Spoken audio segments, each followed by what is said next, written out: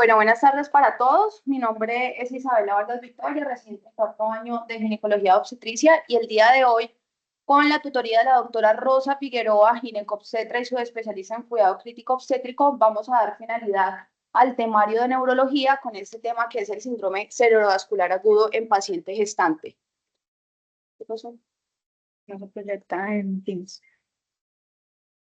¿Ven? ¿Sí? ¿Y de dónde miro? Un momentico, por favor, que ya se está proyectando, no sé qué pasó. Pues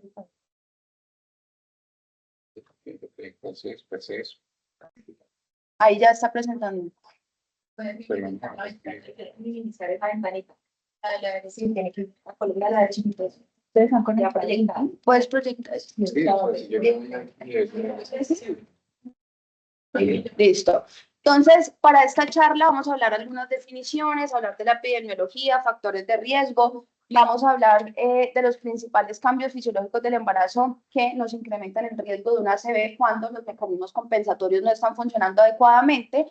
En términos generales vamos a hablar de la fisiopatología del ACV y específicamente para esta charla, en aras de tiempo y extensión del tema, nos vamos a enfocar solamente en ACV isquémico. O sea que la idea es que al finalizar esta charla nosotros sepamos qué es lo que debemos de hacer cuando nos llega una paciente al servicio de urgencias que está con ACV, qué le vamos a mandar, cuál va a ser el manejo, las complicaciones, etcétera. Y finalmente hablar de la edad gestacional y la vía de finalización y unas conclusiones grandes para que nos llevemos a casa. Entonces, el American Heart y el American Stroke Association, ellos nos definen el accidente cerebrovascular como un déficit neurológico atribuido a una lesión focal aguda del sistema nervioso central por una causa vascular. Entonces, aquí tenemos el ACV isquémico y el ACV hemorrágico. Y por otro lado, tenemos que la Organización Mundial de la Salud también nos brinda una definición del ACV, la cual se introdujo desde 1970 y sigue vigente en la actualidad, que nos habla de que el ACV es la presencia de signos clínicos de alteración focal o global del funcionamiento cerebral que se van a caracterizar porque van a tener una instauración rápida, van a durar más de 24 horas o pueden conducir a la muerte, y esto es de origen vascular. Como vemos acá, el accidente, el ACV isquémico va a ser el responsable del 70 hasta el 80% de los casos del ACV. Básicamente se define como un infarto del sistema nervioso central, ya bien sea encéfalo, médula espinal o retina, y en esto es lo que nos vamos a enfocar el día de hoy. Y tenemos el ACV hemorrágico, que también es importante hablar de la definición, que se va a dividir en hemorragia intracerebral, que viene siendo la presencia de sangre en el parénquima cerebral o en el sistema ventricular, pero de causa no traumática, y tenemos la hemorragia subaracnoidea, que es esa colección de sangre que va a estar entre la membrana aracnoides y la vía madre. Otra definición que es importante traer a colación es el del ataque isquémico transitorio. Como su nombre lo indica, este es un episodio transitorio de disfunción neurológica, básicamente por una isquemia focal, pero aquí no vamos a tener un infarto agudo. En cuanto a la epidemiología, entonces quise traerles este mapa de distribución de incidencia con respecto, obviamente, a la patología a nivel mundial. Miren que para los países asiáticos estamos hablando de una incidencia que está alrededor de los 200, 250 casos por cada 100.000 nacidos vivos. En América del Norte estamos hablando que están entre 100, 150, y en nuestros países latinoamericanos la incidencia es de 50 a 100 casos por cada 100.000 nacidos vivos. Pero, ¿cuál es el impacto y cuál es la carga que tiene como tal esta patología? Entonces, miren que a nivel mundial se habla de que es de las principales causas de mortalidad. En los Estados Unidos ocupa la quinta causa de muerte, reportándose 795.000 casos al año. En nuestro país, en Colombia, es la tercera causa de muerte, y miren este dato que es bien importante, y es que 1 de cada 4 adultos va a sufrir un ACV a lo largo de su vida, y esas personas que sufren de un ACV, miren que van a quedar alrededor con más o menos la mitad, van a quedar con discapacidad leve o moderada. O sea que ya vamos viendo como la importancia y la gravedad de esta entidad. Y si bien digamos que la literatura en las pacientes gestantes es limitada, aquí quise traer este estudio, uno de los estudios más grandes que fue publicado en el 2020, que nos habla sobre la incidencia de ACV isquémico en pacientes gestantes y accidente y ataque isquémico transitorio, perdón, en una gran base de datos, es decir, en pacientes hospitalizadas e incluso hasta 6 semanas posteriores al parto. Entonces, ¿qué hicieron ellos? Analizaron esa muestra nacional de pacientes hospitalizados y a partir de eso extraen unas tendencias temporales en la incidencia y también con respecto a la mortalidad. Disculpen, niñas, si no van a poner atención, se salen. Aquí, aquí, a partir de este estudio, entonces miren que fueron un total de 37.360.722 hospitalizaciones relacionadas con el embarazo. De eso estamos hablando que el 0.045% fueron secundarios a una ACV, o sea que por cada 2.222 se registró una paciente con ACV. Y miren, por ejemplo, aquí en la incidencia. Entonces, perdón, aquí se me... Miren aquí, por ejemplo, en la incidencia. Para el año 2007 estábamos hablando de que era alrededor de 28, 29 casos por cada 100.000 hospitalizaciones del embarazo y como para el 2015 esta incidencia se incrementa incluso hasta 33, 34 casos. Cuando vamos a ver los factores de riesgo cardiovascular, como bien saben, cada vez tenemos adultos jóvenes más obesos, más hipertensos, más diabéticos y por supuesto, pues cada vez tenemos embarazos a edades maternas mucho más avanzadas. Entonces, esta gráfica me pareció interesante, esta gráfica de barras, porque nos muestra la incidencia del ACV con respecto a la edad. Miren cómo pacientes mayores iguales a 45 años, la incidencia es de 566 casos, que eso es altísimo, en comparación a pacientes entre los 18 y los 24 años, que es alrededor de 30 casos. Y aún así, cuando vamos a ver pacientes entre los 40 y 44 años versus 45, todavía sigue habiendo una diferencia que es notable. Entonces, si bien esa incidencia se ha incrementado, pues hay cifras un poco más alentadoras en cuanto a la mortalidad, porque miren que para el 2007 la mortalidad era del 5.5% y para el 2015 esta se reduce a 2.7%. O sea que esto ¿qué nos indica? Que cada vez sabemos más de la enfermedad, cada vez sabemos qué tan rápido tenemos que actuar, cuál es el diagnóstico y la instauración del manejo temprano. Este es un estudio del Reino Unido, es un estudio retrospectivo entre 1979 y el 2008. Miren que fueron en total 21.514.457 gestantes y de esas se produjeron 347 muertes como consecuencia del ACV. Aquí simplemente es para mostrarles que cuando ellos hacen una distribución con respecto a la causa de muerte materna por ACV, miren que principalmente los casos que más comúnmente se produjeron fueron por hemorragia intracraneal, seguido de hemorragia subaracnoidea, trombosis del seno venoso y finalmente infarto cerebral. Bibliografía más reciente, datos más recientes, nos dicen que hasta el 15% de todas las muertes maternas en el mundo es a causa de accidentes cerebrovasculares. Y miren que específicamente el 13.8 va a ser responsable por hemorragias intracraneales y el 3.9 va a ser por ACVs isquémicos. Y cuando hablamos de discapacidad, más o menos las cifras que yo les había mencionado ahora son muy similares porque aquellas pacientes que debutan con ACV, entre el 30 y el 50% de las madres van a quedar con déficits neurológicos persistentes y obviamente la mamá no va a tener capacidad tanto de autocuidado como de cuidar al bebé y obviamente reincorporarse a su vida cotidiana.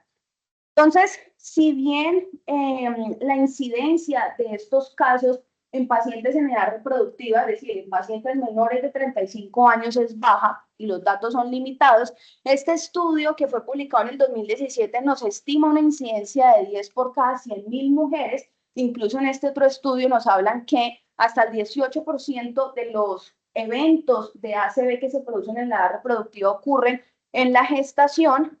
Y vamos a ver cómo en el embarazo ese riesgo incluso hasta se triplica, o sea que estamos hablando de 30 por cada 100.000 mujeres que se incrementa durante el embarazo. Y en el puerperio, pues no es una excepción, miren que el riesgo está aumentado, específicamente para el ACV isquémico estamos hablando que es de 8.7 veces y para el ACV hemorrágico es de 23.5 veces.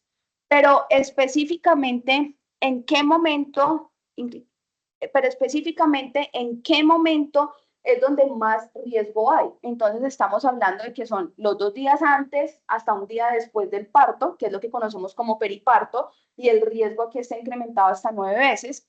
Y las primeras 6 semanas después del parto, que es lo que conocemos como el puerperio temprano, que es el riesgo está aumentado hasta 3 veces.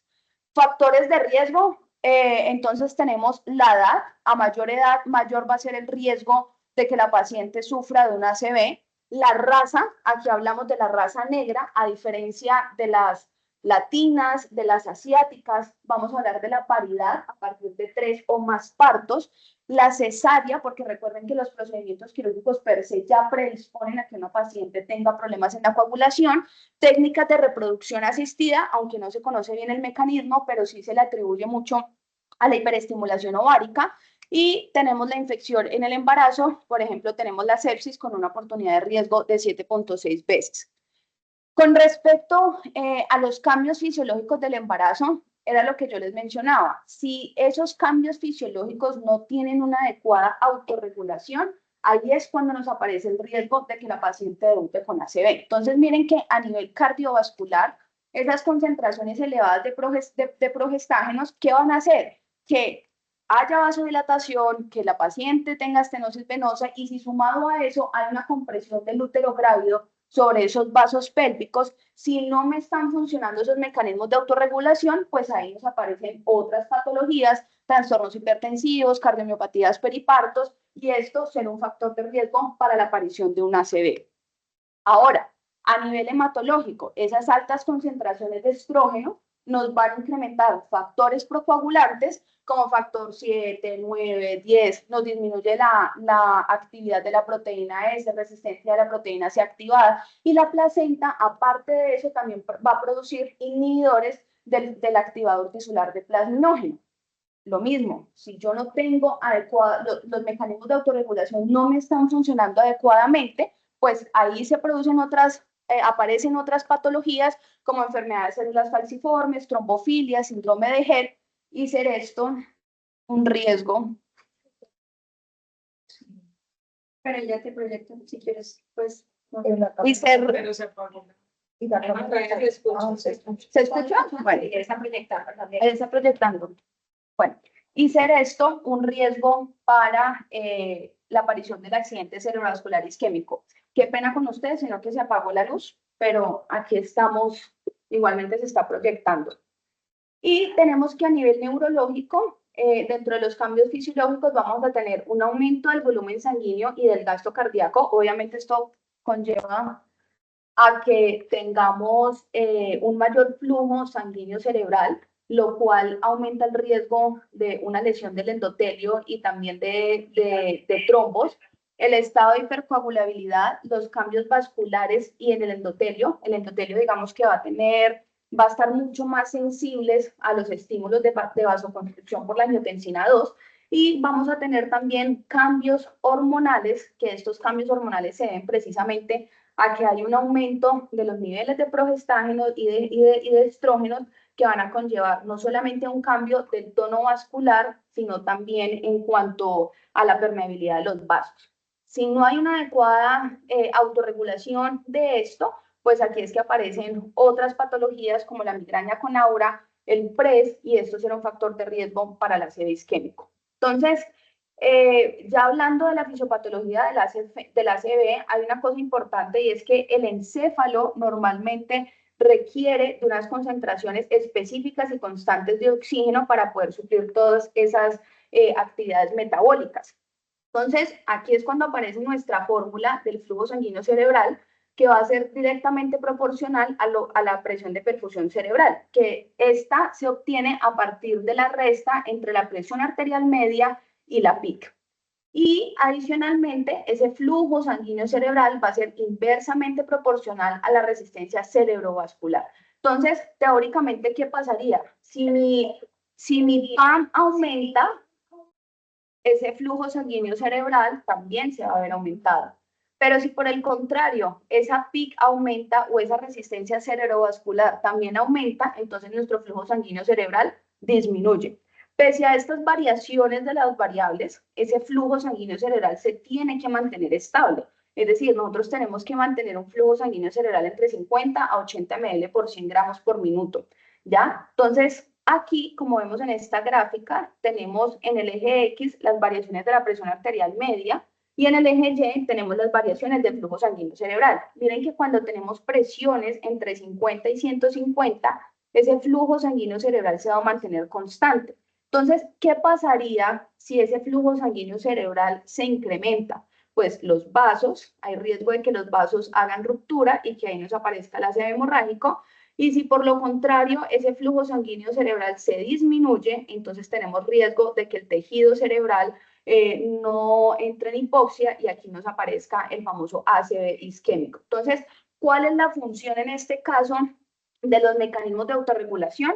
Pues que cuando tengamos ese flujo sanguíneo cerebral aumentado, es decir, la PAM aumentada, precisamente los vasos disminuyan su diámetro para que asimismo la resistencia cerebrovascular aumente y el flujo sanguíneo cerebral pueda mantener constante.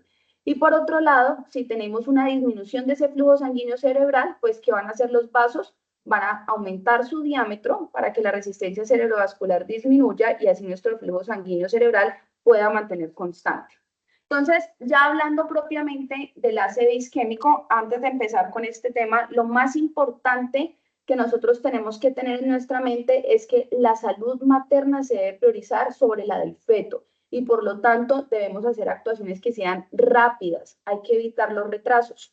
Entonces, aquí en este cuadro lo que quiero mostrarles es resumirles la fisiopatología. Miren que normalmente en una paciente con ACV, la característica de esto es que va a haber una oclusión de ese flujo sanguíneo cerebral que nos va a llevar a eventos de hipoxia. Y resulta que como hay ausencia de oxígeno en esa última cadena de electrones en la mitocondria, entonces no se van a sintetizar o no se van a producir cantidades óptimas de moléculas de ATP y por lo tanto nuestras bombas iónicas no pueden establecer los gradientes iónicos electroquímicos. ¿Esto qué va a llevar? A que entonces tengamos mayores concentraciones de sodio, mayores concentraciones de calcio y esto se traduce a que si tenemos más sodio, las neuronas se van a empezar a despolarizar y aparte de eso van a empezar a liberar neurotransmisores excitatorios como el glutamato y si aumentan las concentraciones de calcio, pues empiezan a activar las especies reactivas de oxígeno y también se activan otras vías celulares como la apoptosis. O sea que, en resumidas cuentas, nuestras neuronas se empiezan a morir, ya bien sea por lisis o por apoptosis, y esto se va a ir de alguna otra manera como propagando es precisamente a estos neurotransmisores excitatorios, que es lo que conocemos como el síndrome de excitotoxicidad, que es lo que comúnmente ocurre en el core isquémico. Lo otro es que la isquemia también se puede acompañar de edema cerebral y miren que de hecho hasta el 10% de los ACVs isquémicos se clasifican como malignos. En este caso es la paciente que debuta con un edema cerebral, aumento de la presión intracraneal, herniación cerebral y miren que ese edema cerebral va a tener dos mecanismos fisiopatológicos, el citotóxico y el vasogénico. Específicamente hablando del citotóxico, esa isquemia por estrés oxidativo va a conllevar a que tengamos una mayor expresión de canales no selectivos como el receptor tipo 1 sulfoniluria y eso hace que antes de tiempo, es decir, antes de las 3 horas, empiece a ingresar masivamente sodio a la célula y esto es precisamente por la disminución del ATP, lo que conlleva a que a nivel intraneural empiece a acumularse agua. Y con respecto al edema vasogénico, la barrera hematoencefálica aumenta su permeabilidad, o sea que todas esas macromoléculas terminan, por decirlo así, saliéndose hacia ese espacio extracelular, lo que conlleva a un aumento del volumen del fluido. Esta parte de aquí es súper importante porque resulta que cuando una paciente está en ACV isquémico, no necesariamente quiere decir que todas las regiones o todo el tejido cerebral va a tener el mismo flujo sanguíneo. Entonces, hay algo que conocemos como el core isquémico. Este core isquémico, que es el que estoy señalando aquí en rojo, se caracteriza porque el flujo sanguíneo cerebral va a tener un flujo menor de 10 ml por 100 gramos de tejido neuronal por minuto. O sea que ese es un tejido que yo ya sé que no es viable, que es un tejido que ya está muerto, que yo no puedo rescatar, a diferencia del área de penumbra, que es ese que está rodeando al core isquémico, en el cual se va a caracterizar porque las neuronas van a estar en oligoemia, es decir, que en el momento en el que yo vuelva a reperfundir ese tejido cerebral, ese tejido se puede salvar, ¿ya? Y hay en la literatura un fenómeno que se conoce como el spreading despolarization, en donde básicamente esto lo que nos dice es que la citotoxicidad se va a ir propagando y a medida que se va propagando por esa zona de penumbra, las neuronas van a aumentar su metabolismo. El problema es que como las neuronas no tienen oxígeno, entonces van a empezar a morirse y ese core isquémico se va a empezar a agrandar de tamaño. Entonces, por eso es importante nosotros actuar de manera rápida. Así que cuando nosotros tenemos en un servicio de urgencias una paciente con un déficit neurológico focal agudo, siempre tenemos que pensar que es una ACV hasta que se demuestre lo contrario. ¿Y por qué? Porque resulta que todo lo que son las neuronas, las conexiones, los trayectos de sustancia blanca van a empezarse a morir y por eso es que tenemos que instaurar de manera inmediata el manejo en estas pacientes. Y aquí la famosa frase que dice, el tiempo es cerebro. Entonces, ahí cuando estamos en este contexto es que debemos activar nuestro código ACV, en donde va a llegar nuestro equipo de respuesta rápida, que más adelante les voy a mencionar de él.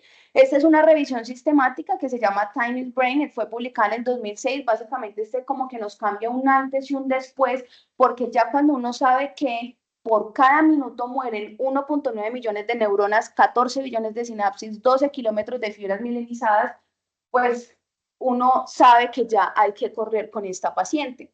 Y lo otro es que si yo conozco mi vasculatura del sistema de nuestro cerebro, yo sé cuáles son los territorios irrigados y si sé cuáles son los territorios que se irrigan, asimismo van a cambiar las manifestaciones clínicas de la paciente. Entonces miren que los síndromes vasculares encefálicos se van a clasificar en circulación anterior y posterior. Esto estamos hablando de que es la oclusión de los grandes vasos, llámese arteria cerebral media, llámese arteria carótida, y vamos a tener los síndromes lacunares, que es la oclusión de los vasos que son más pequeños. Y tenemos los síndromes vasculares de la médula espinal. Entonces, miren que si yo tengo una oclusión de esa arteria cerebral anterior, la paciente ¿con qué va a debutar? Va a debutar con hemiparesia nodencia crural, es decir, tanto de miembros superiores como inferiores, pero de predominio inferior, apatia, apraxia idiomotora. Si lo que yo tengo fluido es la región proximal de la arteria cerebral media, pues entonces va a tener una hemiparesia no densa, pero en este caso va a ser de predominio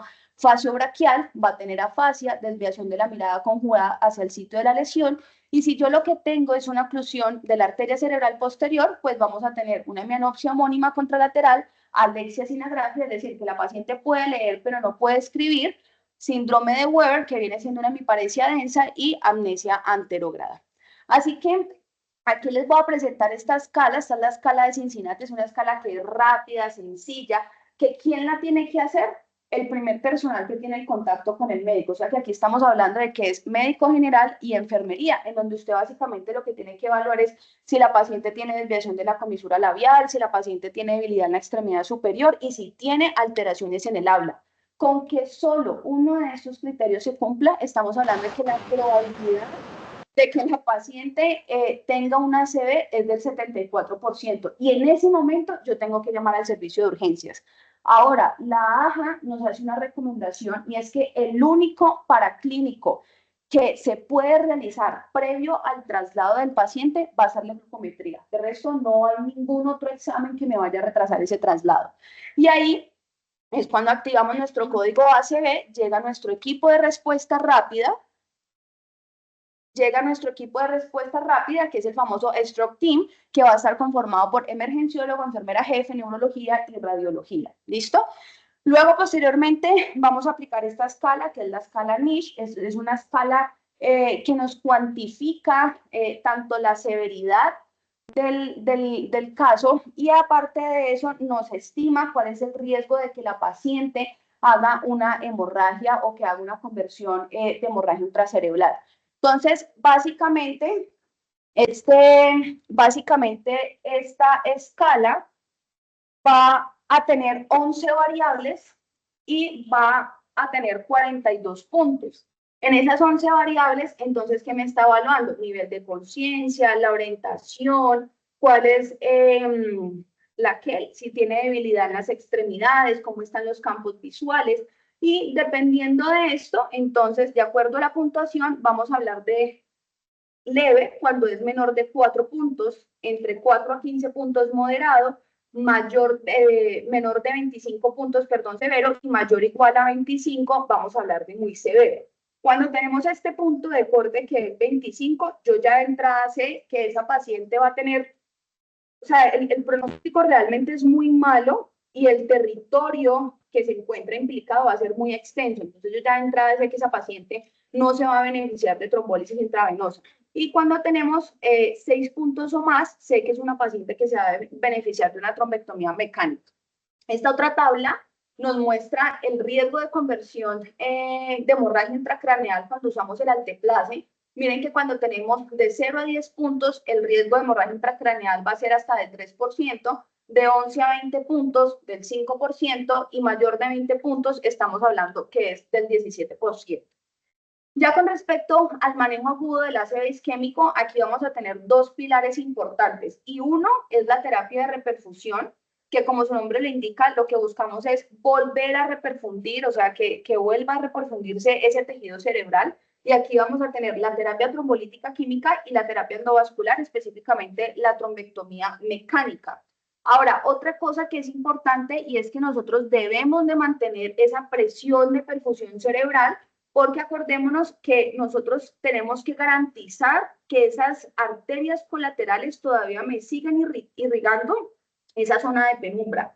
Y por otro lado, tenemos que siempre se mantengan estables nuestras variables fisiológicas. Entonces, aquí la AJA nos dice, si usted tiene una paciente con compromiso del estado de conciencia, es decir, que tenga un Glasgow por debajo de 8, usted le tiene que asegurar la vía aérea y la oxigenación. Usted debe mantener la saturación por encima de 94 y se ha encontrado que pacientes que no tengan hipoxia no hay necesidad de yo darle o administrarle oxígeno suplementario ni hiperbárico. La temperatura hay que mantenerla por debajo de 38, ¿cierto? ¿Esto por qué? Porque digamos que también la temperatura va a ser directamente proporcional al metabolismo. O sea que si la paciente tiene fiebre, aumenta mi metabolismo neuronal y obviamente eso empeora el cuadro. Y en cuanto a la glicemia, la idea es que si estamos ante un paciente con una hipoglicemia, corrijámoselo, es decir, menor de 60 miligramos por decilitro. Y lo otro es que la hiperglicemia, cuando se encuentra en las primeras 24 horas, eso se asocia a un mal pronóstico. O sea que el objetivo es tenerla entre 140 y 180. Entonces, llega nuestra paciente, está en reanimación, hay que trasladarla a la sala de imágenes. Esto es una recomendación de la AJA que es 1B, en donde nos dice el traslado no se puede demorar más de 20 minutos y en qué casos vamos a remitir a otras instituciones como una urgencia vital. Paciente con un ACV isquémico de tiempo indeterminado, porque yo necesito hacerle a esa paciente otro tipo de imágenes que sean de perfusión para saber qué tejidos cerebrales que se le puede trabajar que todavía está viable. Y obviamente para determinar cuál es la terapia que yo le voy a brindar a esta paciente, cuando la hora cero es desconocida, cuando tenemos ACV al despertar o cuando de entrada en ese angiotac yo ya sé que la paciente tiene una lesión de un vaso proximal. Ahí, en ese momento, ¿quiénes son los que tienen que estar en la jugada? Entonces tiene que estar el emergenciólogo, la enfermera jefe y los servicios de referencia contra referencia para poder precisamente hacer el traslado de estos pacientes. Ahora, ¿qué es lo que yo debo solicitar según el tiempo de evolución? Entonces, miren que si es menor a 6 horas, mi primera elección va a ser el TAC y el angiotac, ¿ya? Porque el TAC de una me descarta que la paciente tenga una hemorragia intracraneal y el angiotac es el que me va a definir dónde o en qué lugar es que se está fluyendo ese vaso. Y como segunda elección voy a tener la resonancia. Ahora, si nosotros estamos entre 6 y 24 horas, yo le voy a solicitar el TAC de perfusión o la resonancia magnética, porque aquí vuelve y vuela. Yo lo que necesito saber es qué tanto tejido tengo yo viable para poder volver a que obtenga la reperfusión. Y si estamos ante una ACV al despertar, le mandamos también un TAC de perfusión o una resonancia. Entonces, en torno a la neuroimagen, ¿qué nos dice el consenso canadiense? El consenso canadiense nos dice, usted puede hacerle perfectamente un TAC de cráneo simple o un angiotac, Obviamente, si usted tiene la opción de hacerle un TAC de perfusión o una resonancia, pues hágale, porque usted ahí ya va a definir si lo que le va a hacer es una trombólisis intravenosa o una trombectomía endovenosa. Y aquí hay algo importante, que a pesar de que la angioTAC y el TAC de perfusión utiliza más radiación, utiliza medios de contraste, aún así es seguro que nosotros utilizamos este tipo de imágenes. Miren, por ejemplo, específicamente cuando nosotros les hacemos TAC de cabeza y cuello a las madres, la radiación que se le hace al feto es de 0.01 miligrays, o sea, que está dentro del límite o dentro del margen de seguridad con el límite máximo que es de 50 miligrays. O sea, que esto no se ha asociado realmente con riesgos significativos en los fetos. Y si es el caso que nosotros utilicemos contraste, el que vamos a utilizar es el contraste yodado, que según la FDA, ese es un fármaco clase B. Uno puede, de pronto en la literatura antigua, uno se encontraba que el yodado se encontraba o se relacionaba con casos de hipotiroidismo fetal, pero el yodado que se utiliza hoy en día es primero no iónico y es hidrosoluble, a diferencia del anterior que era liposoluble. Y en lo que respecta a la leche materna, entonces miren que cuando esas pacientes son sometidas a estas imágenes con contraste, hasta el menos del 1% del contraste se excreta y menos del 1% del sistema gastrointestinal del feto lo absorbe. Entonces vuelve lo mismo, usted lo puede utilizar sin ningún problema. Este es un ejemplo de una imagen de un TAC cerebral, aquí solamente es para mostrarles, miren cómo se ve esa zona o esa imagen hipodensa en el hemisferio cerebral izquierdo, y este es un ejemplo de un angioTAC, miren la imagen izquierda, esa es una reconstrucción en 3D, y aquí se puede ver cómo el vaso está ocluido en su porción proximal. Entonces, ante esa inconformidad de saber si yo le mando, no le mando a esa paciente embarazada las imágenes o no, y qué tipo de contraste, quise traerles este estudio que fue publicado en el 2016 en la JAMA, donde ellos querían evaluar cuál era la seguridad a largo plazo de yo exponer a una resonancia en el primer trimestre de embarazo o al gadolino en cualquier momento del embarazo. ¿Y qué concluyen ellos? Que sí le podemos mandar una resonancia de cerebro independientemente del trimestre, este no se va a asociar con mayores riesgos para el feto, es decir, ni en cuanto a mortinato o la muerte en los primeros 28 días después del nacimiento, no se va a asociar con malformaciones congénitas, con neoplasias, con disminución en los campos visuales o auditivos cuando les hicieron seguimiento a los 4 años, pero que en definitiva el que yo sí no puedo utilizar va a ser el gadolino en cualquier momento del embarazo, no, porque este sí se ha documentado la presencia de afecciones cutáneas reumatológicas, inflamatorias o infiltrativas y también la muerte fetal o neonatal. O sea que yo no puedo retrasar mi diagnóstico imagenológico en estas pacientes simplemente por miedo a que vaya a haber un riesgo en el feto, porque la evidencia ya nos está mostrando que no lo hay. Y esta tabla simplemente es para mostrarles que cuando ellos nos hablan sobre los efectos de la edad gestacional y la dosis de la radiación sobre la teratogénesis inducida por radiación, miren que para que ocurra muerte del embrión, anomalías congénitas, retraso del crecimiento, retraso mental, pues realmente se requieren de dosis que son muy altas, a diferencia de las que yo ya les mostré que son las que usamos. Luego vamos a utilizar la escala ASPEX. Esta es una escala que nos determina qué tan extensa está esa lesión o no. Entonces, ¿cómo funciona? La arteria cerebral media la dividen en 10 regiones, ¿cierto? 6 corticales que van a estar enumeradas de M1 a M6, 3 subcorticales y va a tener una región insular. Obviamente, a medida que, digamos, que se encuentre un cambio, ya bien sea que tengamos una pérdida de la diferenciación entre la sustancia gris o blanca o que encontremos una imagen hipodensa, pues se van restando los puntos. O sea que lo ideal que sería pues tener los 10 puntos en este caso del ASPEX. Entonces, ¿ante qué escenarios nos podemos encontrar nosotros?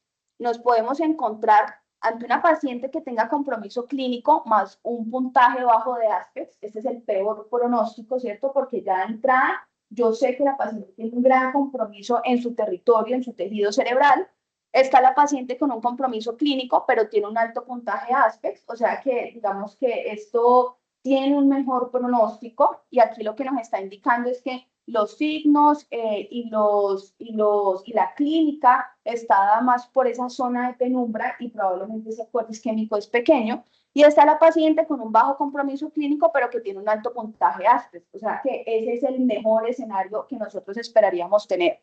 Y miren que este dato también es interesante, que cuando tenemos más de 7 puntos en el ASPEX, quiere decir que hay 3 veces más probabilidades de tener un buen resultado, pero que si nos da por debajo, hay menos probabilidades de beneficiarse en el tratamiento.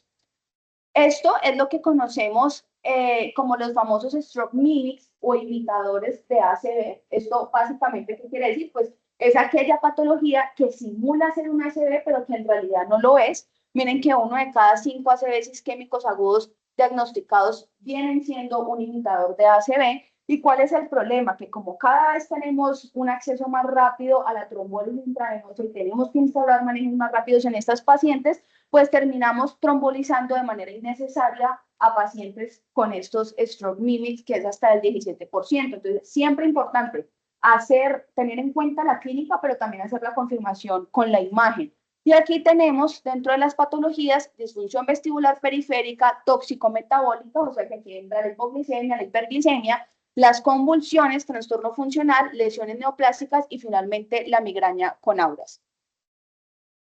¿Cuál va a ser el algoritmo del abordaje inicial? Entonces, listo, nos llega la paciente, está con el déficit neurológico agudo, yo sospecho que es un ACV, activo mi código ACV, y aquí yo tengo que hacer 2 cosas rápidamente. 1, interpretar mis paraclínicos básicos, que en este caso sería el TAC cerebral y la glucometría, y 2, hacer la valoración clínica focalizada. O sea que yo en ese momento, ¿qué tengo que hacer? Determinar cuál es mi hora cero, determinar si la paciente tiene contraindicaciones para esa terapia trombolítica, y tercero, calcular mi niche. Si esa evolución es menor de 4.5 horas, no tiene contraindicaciones y es menor a 25 puntos, esa paciente es candidata para una trombólisis intravenosa.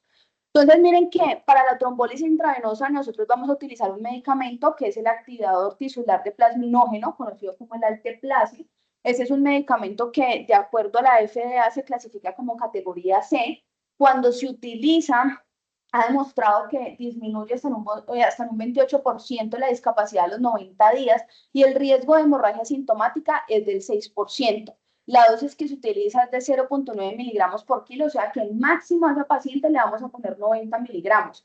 Y se le va a pasar de la siguiente manera. El 10% de la dosis se pasa en un bolo en 1 minuto y el restante se va a pasar por infusión a 1 hora.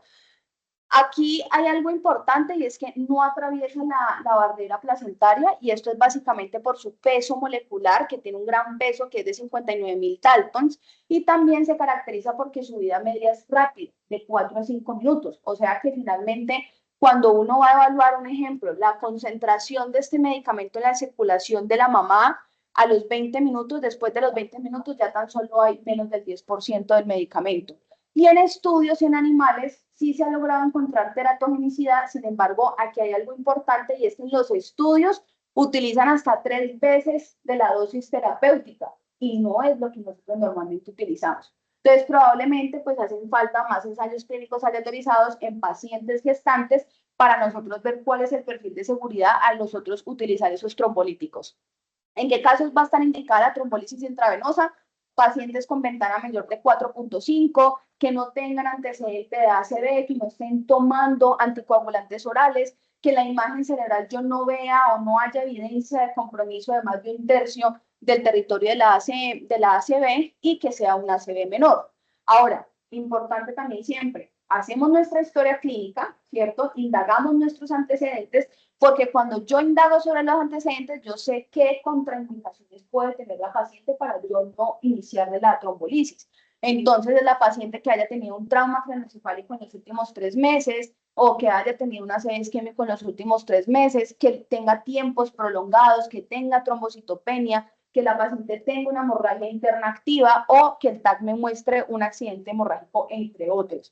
Y estos en este cuadro simplemente nos muestra cuáles son los criterios de exclusión tomográficos, es decir, que cuando yo hago la imagen, yo veo los signos y yo digo, uy, no, yo a esta paciente no le puedo colocar trombolisis. Entonces, estos vienen siendo los criterios, y entre esos, los que yo ya había mencionado, que es el puntaje ASPEC menor o igual a 6, pérdida extensa de la diferenciación de la sustancia gris y blanca, hipodensidades, estriado capsular, entre otras.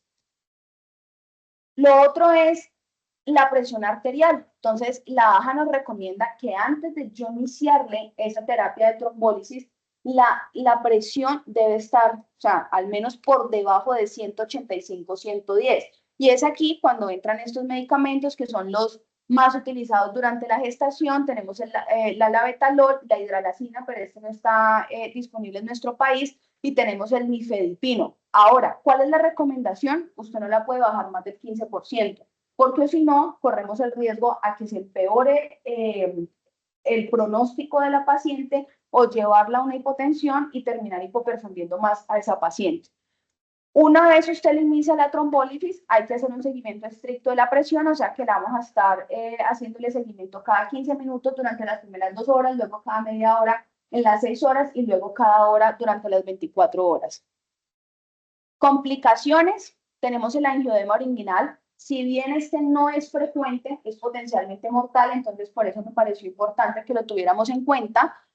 Es básicamente que la paciente hace una hipersensibilidad a esa administración del alteplase, o sea que ahí nosotros tenemos que detener la infusión, estabilizamos a la paciente, le vamos a dar un corticoide, que en este caso sería la metilprednisolona 125 miligramos intravenoso, le vamos a dar un antihistamínico, que es la difenidramina o la ranitidina, y se le administraría adrenalina 0.3 miligramos subcutáneo en el caso pues de que la paciente muestre signos de insuficiencia respiratoria aguda o progresiva, y que con esto vamos a mejorarle el edema y la vasoconstricción.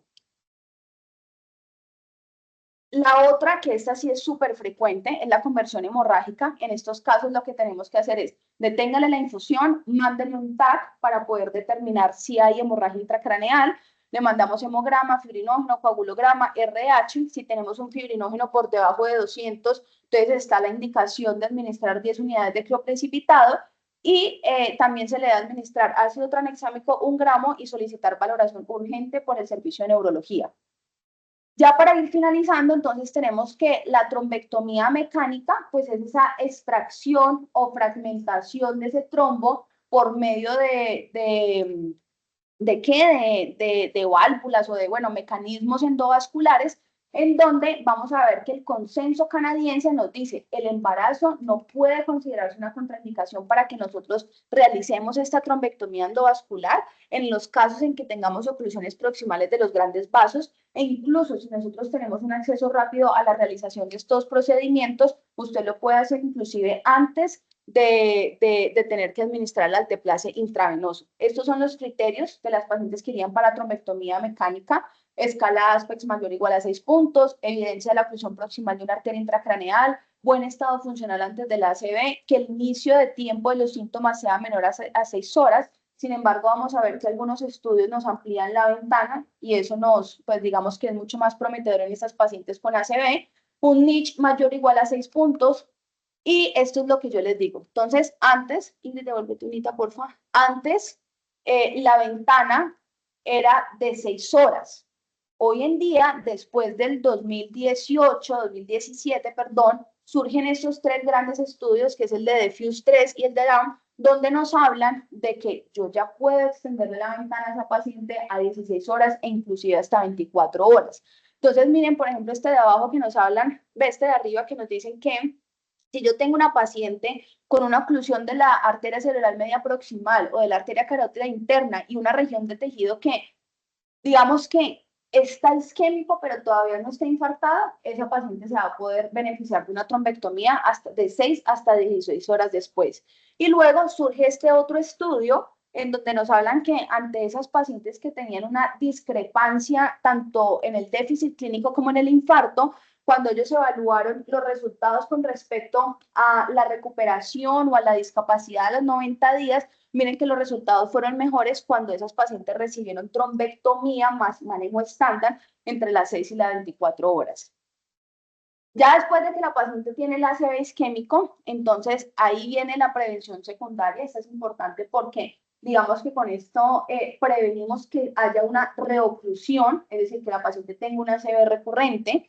Y aquí aparece la terapia antiplaquetaria. Tenemos la aspirina. La aspirina, como bien sabemos, es segura durante el embarazo. Se puede utilizar a dosis de 50, 150 miligramos diarios a partir de las 12 semanas. La vamos a suspender a las 36 semanas o una semana antes de la fecha de entrega programada.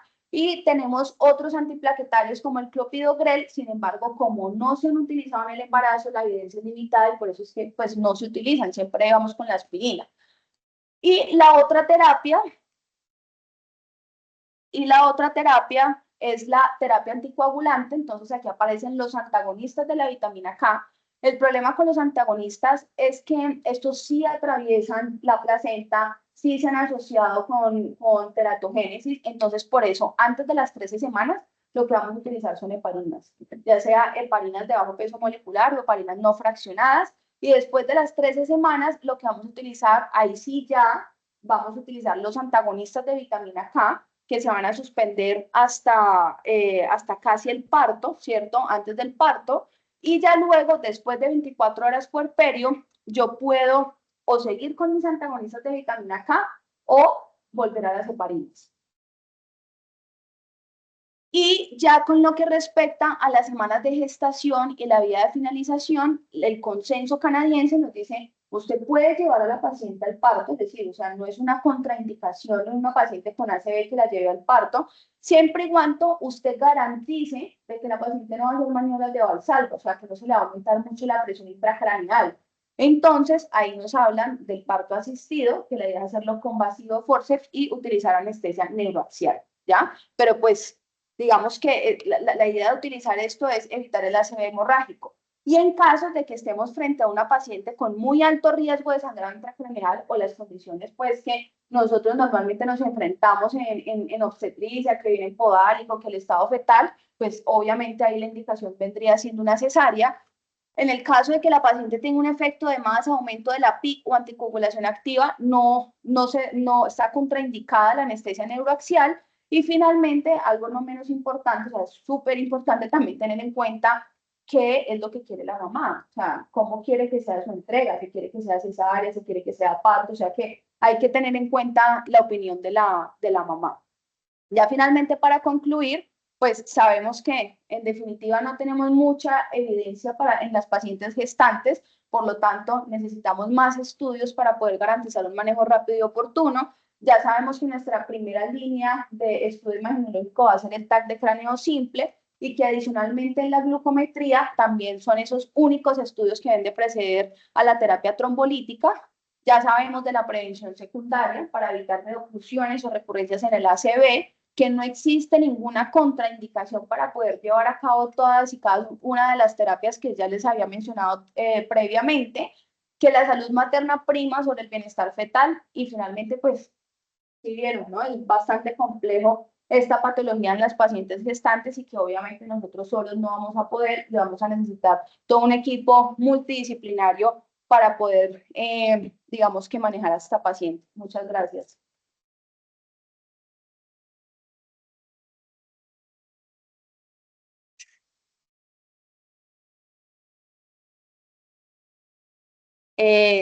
¿Alguien de Teams, la doctora Rosa, el doctor Milton, quisieran opinar algo con respecto al tema o alguien tiene alguna duda en el público o los que están conectados? Hola Isa, démosle pasito a la doctora Rosa Alexandra primero. Hola, profe. Buenas tardes, ¿cómo están? ¿Me escuchan? Sí, doc, acá la escuchamos. Bueno, ok. Bueno, yo creo que la presentación de Isabela fue muy completa. A ver, digamos que el ACV isquémico afortunadamente no es una patología tan frecuente, pero pues obviamente hay que tener en cuenta los factores de riesgo para un ACV isquémico, pues como ya los conocemos, primero ser mujer. Segundo, tener en cuenta el embarazo, la preeclampsia, la diabetes gestacional. Digamos que en ese contexto o en ese orden de ideas, pues de la patología que estamos hablando.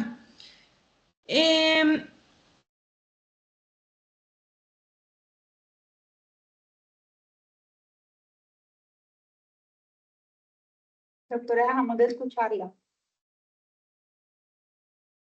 Doctora Rosa, Tiene el micrófono silenciado.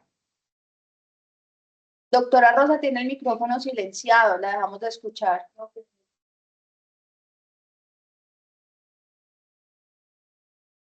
Que no se está escuchando, dice el profesor Milton.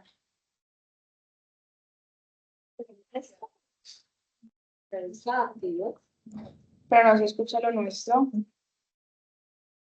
Sí, cierra el micrófono y volverlo a abrir. A ver. Hola, ya. Ya la Hola, escuchamos. ¿me escuchan? Sí, señora. Listo.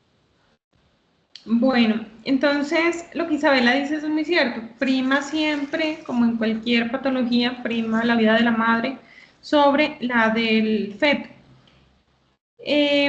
Y pues ustedes ven que realmente es una patología en la que ya una vez hecho el diagnóstico hay que actuar de forma de la mejor forma posible y de la forma más rápida posible, y obviamente pues eso requiere de un manejo interdisciplinario, porque es que el problema es la mortalidad y las secuelas a corto y a largo plazo para las pacientes. Entonces, el manejo pues realmente es similar al manejo de una paciente no gestante. La terapia de rehabilitación es importantísima en estos casos. Bueno, nosotros tuvimos, alguien de ustedes estuvo el mes antepasado, tuvimos una paciente con, bueno, fue un ACV hemorrágico secundario a una hipertensión en una paciente, una preeclampsia, pero la parte de la rehabilitación es vital. Yo volví a ver a la paciente hace más o menos unos 15 días, una paciente que los mismos fisioterapeutas realmente nos decían que el pronóstico es malo, pero la vi a la señora hace 15 días caminando y con un déficit neurológico en su miembro superior muy leve, que casi ni siquiera se nota. Entonces, lo bueno es que nuestras pacientes son jóvenes y entonces esa rehabilitación temprana conlleva a que se logren recuperar o logren recuperar casi completamente su funcionalidad. Bueno, una cosa importantísima, entonces el riesgo de ACV durante el embarazo y el posparto, como lo dijo Isabela, es sobre todo en el momento, en el periparto. Y el problema, digamos, radica en que se debe a unos cambios hemostáticos que conducen a un aumento de los factores de coagulación, pues como ya lo sabemos, hay una disminución de factores anticoagulantes y factores fibrinolíticos, y pues también se ha visto que, o está descrito, pues que hay una resistencia a la proteína C al aumento del fibrinógeno. Entonces, pues es una patología, afortunadamente, como vuelvo y digo, no es tan frecuente, pero pues es una patología que uno debe tener por lo menos la idea de que puede llegar a presentarse en este tipo de pacientes para tomar una conducta adecuada y en el menor tiempo posible. Gracias. Gracias, doctora Rosa. ¿El profesor Milton tiene algún comentario, algún aporte? Hola Isa, no, me pareció muy interesante la charla, sobre todo por los estudios últimos que mostramos. Nos habíamos quedado antes de esos estudios en una ventana de tiempo un poco más estrecha, y vale la pena mencionar que aquí en Cali tenemos instituciones que ya han avanzado mucho sobre el código de ACV. Entonces hay varias instituciones que de hecho han escalado su perfeccionamiento hasta formar grupos de alta calidad reconocidos por estándares internacionales para el manejo de estas isquemias. Entonces, cada vez más tenemos disponible en nuestra ciudad este tipo de intervenciones, y hay áreas, por mencionar algunas, como Fundación, como Ibanaco, como DIME. Creo que la Clínica de Occidente también avanzó, sobre todo con su grupo también de ACV, donde pueden hacer terapias de intervención mínimamente invasiva muy rápido y ofrecerle una alternativa a estas pacientes. Por eso es importante aclarar lo de las imágenes, Isa, que estuvo bien documentado cómo no debemos tenerle miedo a hacer una imagen rápida en una paciente porque puede marcarnos bastante la pauta de qué hacer o cómo intervenir. Entonces, muchas gracias por la charla y muchas gracias a Rosa Alexandra por la tutoría. Bueno, muchísimas gracias. Listo. ¿Alguien de los que está conectado en Teams o aquí en el público tiene alguna duda, alguna pregunta, algún comentario? ¿No? Bueno, muchísimas gracias a todos los que asistieron, perdón, podemos darle finalidad a la gran sesión.